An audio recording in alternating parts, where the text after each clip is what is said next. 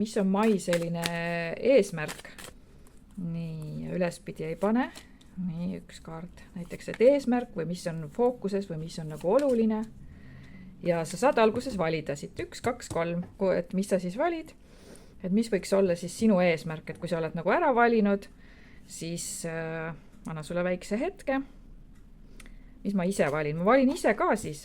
Valin selle keskmise. Vot. Nii, vaatame esimene.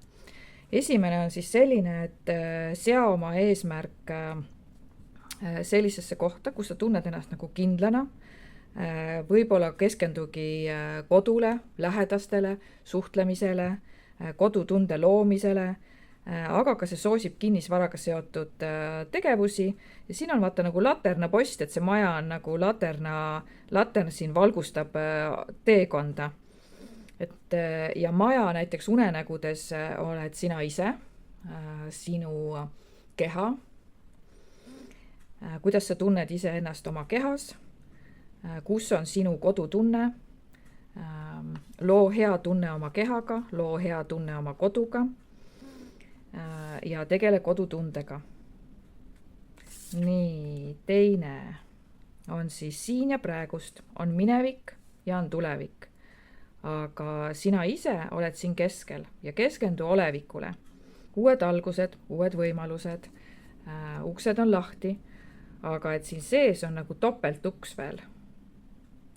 Et sa kohe siia selle uue juurde ei pääse. Et tegele selle uue asjaga, millega sa tegeled. Võta hetk, ära ela minevikusega tulevikus, kuigi kõik meie tegevused mõjutavad tulevikku. Tegele uue asja alustamisega ja kõik, mis on nagu algusjärgus, püüa olla võimalikult kohal. Näiteks mina, et ma oleksin võimalikult kohal sellel salvestusel. Et ma oleksin võimalikult kohal, mul on üks maal, mida ma hakkan maalima kohe. Tegin alguse juba ära, et ma keskenduksin sellele, mis on mul juba käsil praegust. Ja et ma liigselt ei keskenduks ei minevikule ega liigselt muretseks ka tuleviku pärast, et oi, mis nüüd siin näiteks järgmine kuu hakkab saama, vaid et pigem ole nagu olevikus. Nii, ja kolmas, sügav teadlikkus. Et siin on hästi siuke violetsetes, mõnusates toonides ja jällegi see vaimu nägu on siin keskel veel.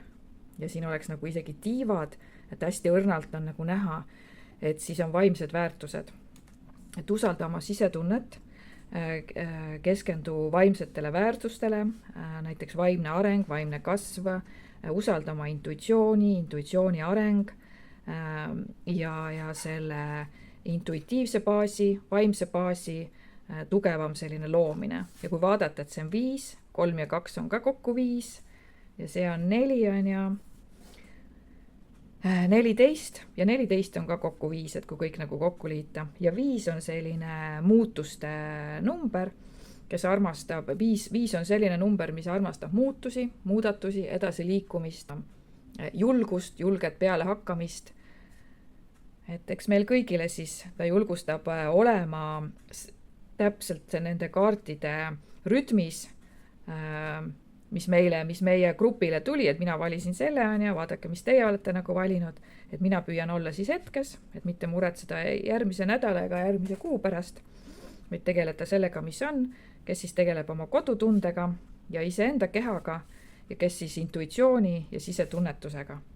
Vot, selline ladumine, olge hoitud ja kaitstud.